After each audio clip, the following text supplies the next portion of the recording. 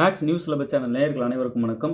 UGTRB mathematics exam ரிலேட்டடாக test batch conduct பண்ணுறோம். வேணுன்றவங்க 7358591547 இந்த நம்பர் காண்டாக்ட் பண்ணுங்கள். டெஸ்ட் பேட்சில் ஜாயின் பண்ணிடலாம்.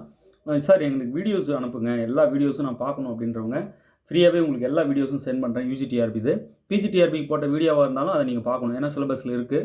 ஸோ எல்லாத்தையும் பார்த்து தனித்தனி நோட் போட்டு எழுதிட்டே வாங்க. வீடியோஸ் எல்லாமே ஃப்ரீயாகவே சென்ட் பண்ணுறேன். வேணுன்றவங்க 7358591547 நான் அனுப்புகிற வீடியோஸ் எல்லாம் பார்த்துட்ட பிறகு உங்களுக்கு ஒரு ஃபுல் சாட்டிஸ்ஃபேக்ஷன் கிடைக்கும். கண்டிப்பாக நம்ம சப்ஜெக்ட் கற்றுக்கிட்டோன்ற உணர்வு தன்னம்பிக்கை வரும், அதை நீங்கள் ஃபீல் பண்ணுவீங்க. ஸோ வீடியோஸ் எல்லாம் பாருங்கள், தனித்தனி நோட் போட்டு எழுதுங்க. டெஸ்ட் பேட்சில் இமீடியட்டாக ஜாயின் பண்ணுங்கள், பெருசாக கை கொடுக்கும். அதுக்கப்புறம் 3000 கொஸ்டின்ஸ் எம்சிக்யூஸ் டீட்டெயில்டாக இருக்கும்.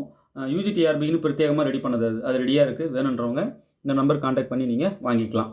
ஓகே, இப்போது காம்ப்ளெக்ஸ் அனாலிசிஸ்லேருந்து ஒரு முக்கியமான கொஸ்டின் பார்க்க போகிறோம். கண்டிப்பாக இந்த மாடல் ஒன்று கேட்காம அவங்க இருக்கவே மாட்டாங்க, ஏன்னா ரொம்ப இம்பார்ட்டன்ஸ். சீரிஸ் கன்வர்ஜென்ஸில் பெரும்பங்கு வகிக்கிறது இந்த ரேடியஸ் ஆஃப் கன்வர்ஜென்ஸ்.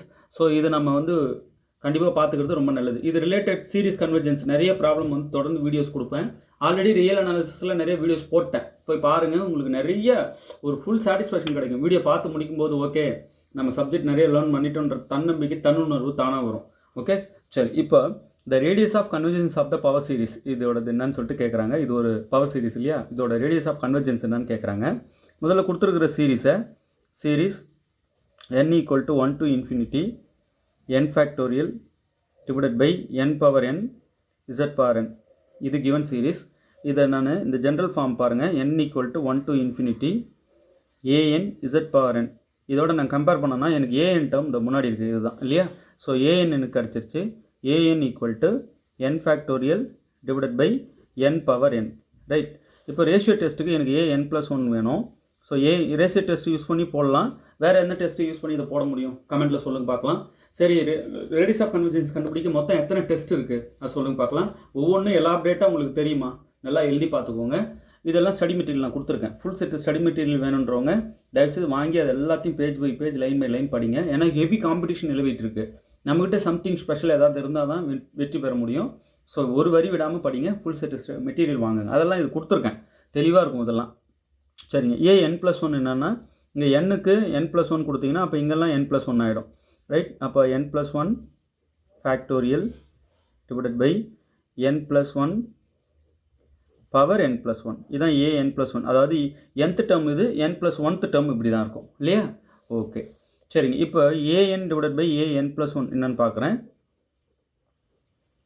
ரேஷியோ டெஸ்ட்டுக்கு இது முக்கியமானது இல்லையா, இதை கண்டுபிடிக்கணும். ஸோ an டேர்ம் மேலே எழுதிக்கிறேன், n factorial divided by n power n whole divided by n+1 factorial divided by n+1 power n+1 இப்படி ஆகிடும். இப்போ நான் இதை பண்ண ரெசிப்ரோக்கலாக எழுதுகிறேன்.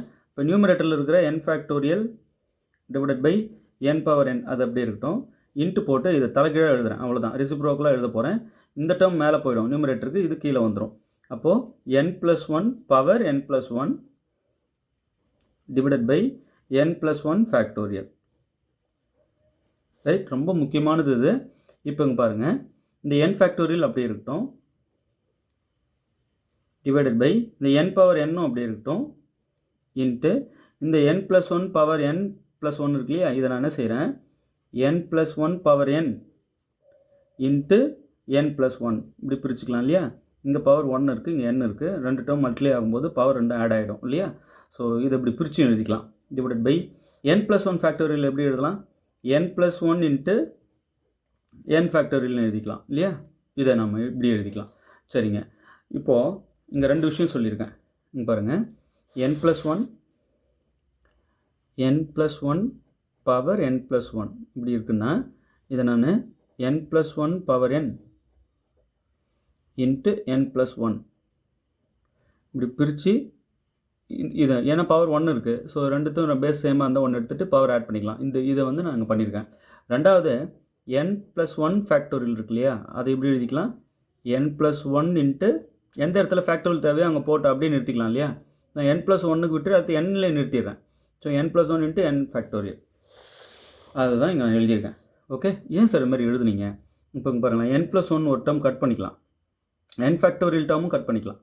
இப்போ கட் பண்ணது போக மிச்சம் என்னென்ன இருக்குன்னா, நியூமரேட்டரில் ஒரு n+1 பவர் n இருக்குது, டிவைடட் பை இங்கே n பவர் n இருக்குது. இல்லையா? இப்போது நான் உள்ளே இருக்கிற நியூமரேட்டரில் உள்ளே இருந்து ஒரு n மட்டும் காமனாக வெளியே எடுக்கிறேன். எடுத்தால் n பவர் n தான் வெளியே வரும். ஏன்னா பவர் இங்கே n இருக்குது. ஸோ n காமன் அவுட் பண்ணுறோம் உள்ளே இருந்தோன்னா பவர் என்னோட தான் வெளியே வரும். இங்கே 1 ஆகிடும், ப்ளஸ் இங்கே 1/n ஆகிடும். பவர் n அப்படியே தான் இருக்குது. ஸோ வர n மட்டும் பவர் என்னோட வெளியே வருது. ஏன் சார் n வெளியே எடுத்தீங்க? இங்கே டினாமினேட்டரில் n பவர் n ஒன்று இருக்குது. இதை கட் பண்ணி விட்டுடலாம். அப்போ மிச்சம் பார்த்தீங்கன்னா 1 + 1/n பவர் n இதான் இருக்குது. இது an/an+1, ரைட்? ரொம்ப முக்கியமானது இது. ஸோ இது ஏன் சார் கண்டுபிடிச்சிங்க? இப்போது இதுக்கு மாடுலஸ் எடுத்தால் என்ன ஆகும்? இப்போ n values lies between 0 to ∞. அப்போ ஒன்றும் பிரச்சனை இல்லை, இது பாசிட்டிவ் தான். அப்போ நான் என்ன செய்கிறேன், எனக்கு ரேடியஸ் ஆஃப் கன்வர்ஜென்ஸ் கண்டுபிடிக்கிற ஃபார்முலா எனக்கு இருக்குது. பாருங்கள், radius of convergence or ratio test, limit n tends to infinity modulus an/an+1. நமக்கு கிடைச்ச அந்த an/an+1 வந்து பாசிட்டிவ் டேர்ம் தான். அதுக்கு மாடுலஸ் எடுத்தாலும் அதே தான். அப்போ r = limit n tends to infinity an/an+1 term. இப்போ நம்ம கண்டுபிடிச்ச இந்த டேர்ம் 1 + 1/n பவர் n.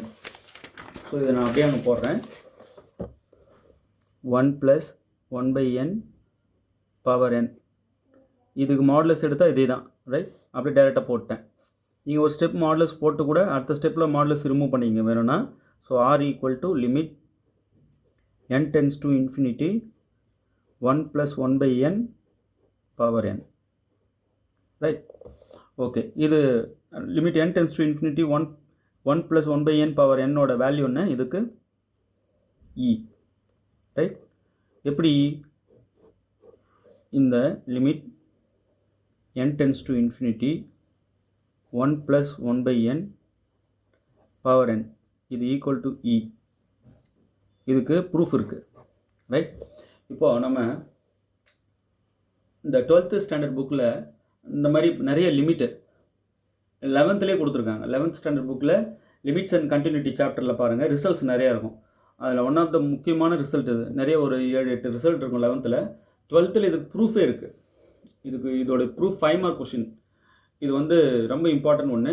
இல்லை எல்ஹாஸ்பிட்டல் ரூல் யூஸ் பண்ணி நம்ம இதை சால்வ் பண்ணி கொண்டு வந்துடுவோம். எல்ஹாஸ்பிட்டல் ரூல் இதுக்கு யூஸ் ஆகும். இப்போ பவர் ஃபங்க்ஷனாக வந்துருச்சு இல்லையா? இதை f(x)ன்னு எடுத்துட்டு லாக் எடுத்து இதை சால்வ் பண்ணலாம். அந்த பவரை முன்னாடி எடுத்துகிட்டு வந்து லாக் மட்டும்தான் அந்த பவரை முன்னாடி கொண்டு வரும் இல்லையா? ஸோ அப்போ முன்னாடி கொண்டு வந்து டினாமினேட்டர் கொண்டு போய் நியூமரேட்டர் டினாமினேட்டருக்கும் லிமிட் அப்ளை பண்ணி எல்ஹாஸ்பிட்டல் ரூல் அப்ளை பண்ணி இதுக்கு ப்ரூஃப் இருக்குது. ப்ரூஃப் வேணுன்றவங்க கமெண்ட் பண்ணுங்கள், கண்டிப்பாக இதுக்கு ப்ரூஃப் போடுறேன். இல்லை சார் தெரியுன்றவங்க அப்படியே டேரெக்டாக எழுதிக்கோங்க. ஸோ இது வந்து டேரெக்ட் ரிசல்ட். இது இ சார் இது எப்படி வந்ததுன்னு எக்ஸ்பிளைன் பண்ணுங்கன்னா நிச்சயம் நான் வீடியோ போட தயாராக இருக்கேன். வேணுன்றவங்க கமெண்ட்டில் சொல்லுங்கள். ஓகே, இப்போது ரேடியஸ் ஆஃப் கன்வர்ஜென்ஸ் வந்து இங்கே இ இல்லையா? இங்கே எந்த ஆப்ஷன் பாருங்கள், ஆப்ஷன் சி, ரைட்?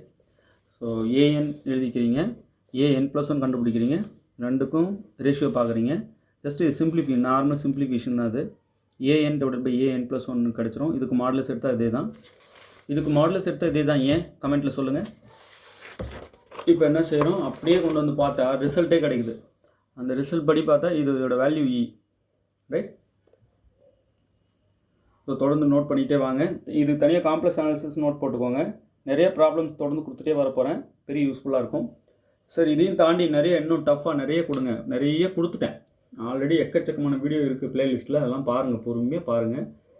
பெரிய அளவில் கை கொடுக்கும், பெரிய சப்போர்ட்டாக இருக்கும். ஓகே, இந்த UGTRBன்னு போட்ட 3000 MCQs அவசியம் வாங்கி எல்லோரும் ஒரு தடவை அப்படியே ஃபுல்லாக பார்த்துருங்க. பெரிய சப்போர்ட்டாக இருக்கும். வேணுன்றவங்க 7358591547 இந்த 3000 கொஷின் பார்த்துட்டா ஒரு ஃபுல் சாட்டிஸ்ஃபேக்ஷன் கிடைக்கும். ஓகே, நம்ம படிச்சிருக்கோம் நிறையா அப்படின்ற தன்னம்பிக்கை பிறக்கும்.